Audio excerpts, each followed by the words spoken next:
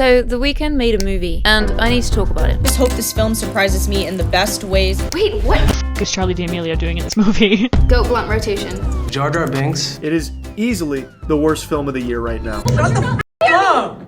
Shut the f up! Shut up! What are you doing? What the f are you doing?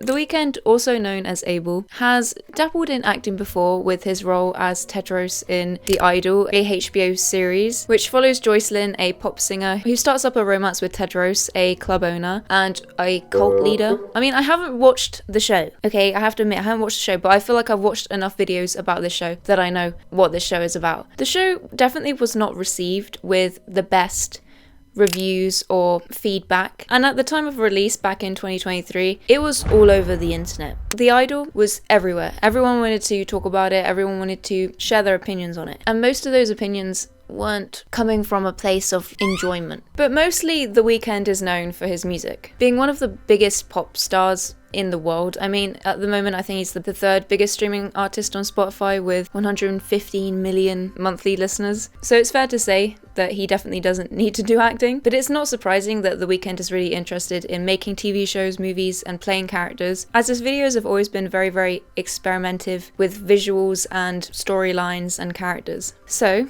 on February 28th, 2023, it was revealed by Deadline that The Weeknd was working on a new film. But it was only announced a few months ago that the film was going to be called Hurry Up Tomorrow, and that it was a psychological thriller, with The Weeknd also planning to release an album along with the film by the same name. So the announcement was definitely received with mixed emotions, we can say, from people who had a bit of a sour taste in their mouth from The Idol, and other people being really excited about this project, with a release date of this Friday, May 16th, 2025. So get nice and comfortable as we dive into this story. Oh, but you can't, because your chair is falling apart. Well, today's sponsor FlexiSpot can help you with that. When it comes to chairs, we often forget about our own discomfort by not having the proper support our body needs. We will be going through the reasons why you should prioritize your comfort, and more importantly, how the C7 Air can help you do so. The C7 is a versatile, customizable chair which you can have in multiple modes. Office mode, locking the backrest at 93 degrees with a latex padded seat and adapter lumbar support. Relaxation mode, as the chair has a 4-level lockable backrest with a maximum recline of 128 degrees, and if you get it with a pull-out footrest, which isn't common in most other major brands, it can help you relax after a long day. It also comes with an adjustable seat depth, 3D headrest adjustment, and seat height adjustment. One of the reasons that I love this chair so much is that you can have 4 different chairs in one chair. Depending on my mood, I can change the setup of the chair completely. Also, by purchasing the C7 Air or other products by FlexiSpot, you would be supporting ethical standards of production, fair work environments, and funds for work-family healthcare. FlexiSpot offers a 30-day return policy, 10-year warranty, making sure that you have the best support and experience possible. FlexiSpot is having a brand day sale now, and up to 60% off on the website. Don't miss the big save and use my code BRANDDAY30 for 30% off.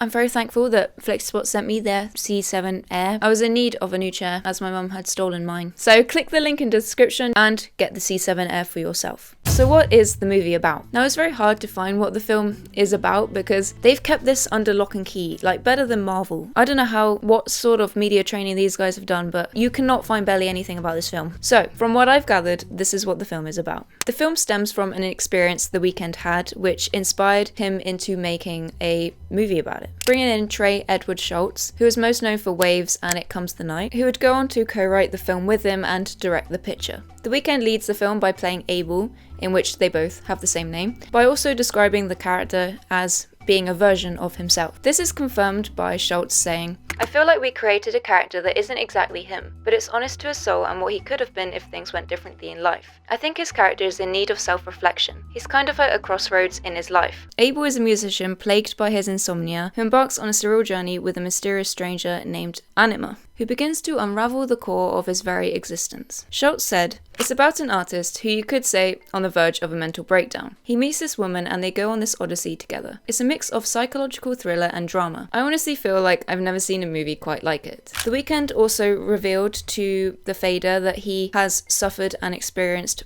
sleep paralysis, and it also played a major role in the movie Hurry Up Tomorrow. There are no antagonists in this film, he said. I think the sleep paralysis is an enemy. One of the main concepts of this film is sleep paralysis. That is something that I was really dealing with, still am to this day. Not as much as before, but they're very vivid nightmares, where you're in bed and you're half asleep and half awake, he explained. You are aware of your surroundings, but you can't move. You're paralyzed for almost a minute. Sometimes you see a shadowy figure in the corner, and you hear voices. Sweet nothings. It's saying nothing, but they're voices. He also talks a lot more about his sleep paralysis if you wanna go and look that up. Now, the promotion of this film has been very interesting, and it's mainly coming from The Weeknd.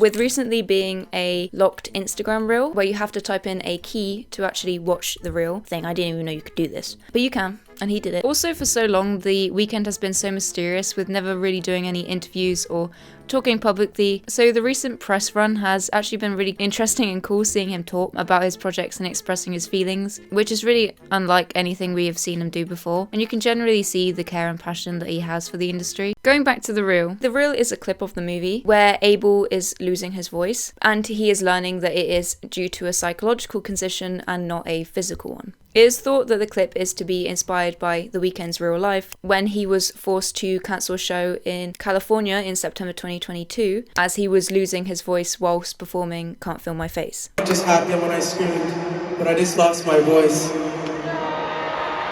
This is killing me. I don't want to stop the show, but I can't give you the concert that I want to give you right now. There are 2 trailers for this film so far. The first was released on February 4th, 2025, and the second one was released April 2nd, 2025. It opens with Anima pouring gasoline over a home, and it ends with her holding up a lighter to The Weeknd's crying face as he is gagged and held hostage. You're hurting yourself and you're hurting everyone around you. Something has to change, she tells him. The rest of the clip shows The Weeknd spiraling out of control with drugs and alcohol while on tour, and it seems to be a metaphor that The Weeknd is trying to portray by showing that the course of his artistic project that is now coming to an end. With the film being thought to be the end of his trilogy, tying up the last 2 albums that he has made. Abel has also talked about retiring the Weeknd persona and stepping more into Abel. Shedding the Weeknd and this persona that we all know and we love and have experienced for so long. Who is this Abel stepping into the next chapter? Like, what are you excited for the world? I'm excited. I don't know. It's kind of taking it day by day right now. I can't completely be gone because I'm on a tour right now. So the album tied to the film was released earlier this year, and contrary to popular belief, the film was made before the album and not the other way around. The music has been described as another character in the film that helps guide and tell the story. The album was released January 31st, 2025 and received great reviews, so whether the film does well or not, the album has already been very successful. Schultz has said that the film isn't going to be just for The Weeknd fans, and that they've tried to make this an experience for an audience who would have no idea who The Weeknd even is. So now that we've got all that out of the way, let's move on to the cast. Jenna Ortega, who is most known for her roles in Wednesday, Beetlejuice, is playing Anima. Anima, who is thought to be an obsessed stranger/fan, is the core reason of Abel's unraveling. Speaking about her role, Jenna Ortega said, "It was my understanding while shooting that my character, Anima, is a version of Abel, a side of him that the persona, The Weeknd, doesn't show as much. There were many alterations of Ali as the new script drafts came in, but I just loved that she constantly took no shit and felt everything intensely." Next we have The Weeknd. Now, as we talked about before, this is definitely not the first thing The Weeknd has been acting in, and when asked about how much he learnt or if he learnt anything from the Idol, The Weeknd said, "I mean, naturally you learn. That was the first thing we had ever done. You always learn. You're working with great artists at the time, and I'm still very close to everyone from that set, but it was a learning experience." This had a little bit more joy making it, felt a little bit more personal. Idol didn't really feel like mine at the time. This one felt very much personal, and I'm saying this now, Trey really brought that, and Jenna, of course, brought the joy back in filmmaking.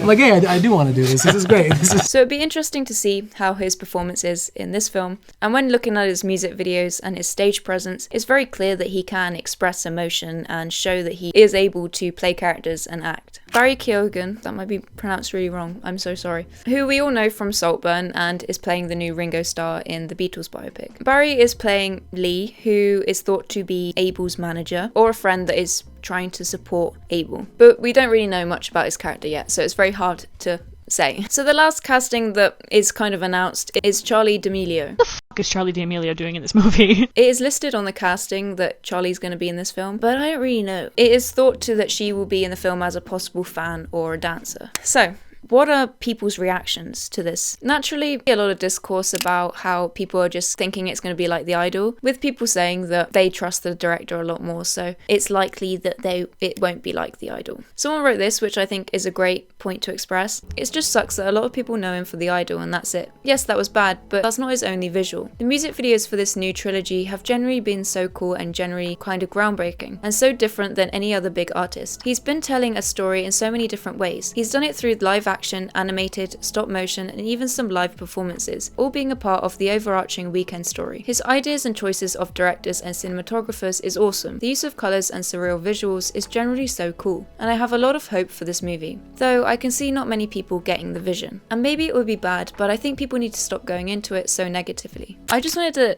add in here, whilst editing this video, there's already been some reviews of the film, and it seems to be quite split, with people expressing how the storyline is empty and self-obsessed, with others praising the visuals and the meaning behind it. It currently has a 16 credit score and 75% audience score on Rotten Tomatoes, so I think it's going to be pretty interesting to see how this ends up panning out over the next couple days. If you do want me to watch the movie and give my thoughts on it, let me know in the comments below and I can see about possibly doing that in another video. So, the conspiracy theory. This is loosely a remake of Misery. So I did a little more digging and I came across a few articles that came out in July 2024 discussing how the film was actually a remake of Stephen King's novel Misery, a gripping psychological thriller that delves into the twisted mind of a former nurse who holds her favourite author captive. As the author struggles to escape, he realises that his biggest challenge may be surviving the wrath of his biggest fan. The remake seemed to include actors like Jenna, Ortega, Barry Keoghan, and musical star The Weeknd, and it was being reported that the project was having trouble with finding a backing to cover its $20 million price tag. According to the report, it's been struggling in post-production for well over a year now, and no one is biting. Could the starring presence of The Weeknd be the issue here? His starring role in The Idol came in for some of the fiercest criticism of recent years, and perhaps the musician turned actor is in Hollywood jail. Later on it was said that Hurry Up Tomorrow would be loosely based on Misery, according to some reports. So whether it was inspired or loosely based on Misery is unknown, but maybe they changed it to make it more appealing or getting production better, but I'm not sure. But I did want to mention this theory as it is quite a popular one. So question in the comments today is, are you going to go see this movie? And what are your predictions of the outcome? And has The Idol haunted you too much that you just can't watch The Weeknd in anything else? But my end thought is I do think it's going to be very visually stunning. I think it's going to look very nice, and I think it's going to obviously have a great soundtrack, and I know that The Weeknd is a massive movie buff, so I think it's going to be a lot different than The Idol, and I generally have a lot of hope for it, so I'm very excited to see it, hopefully, fingers crossed. So thank you guys for watching, and I will see you in my next video. Bye bye.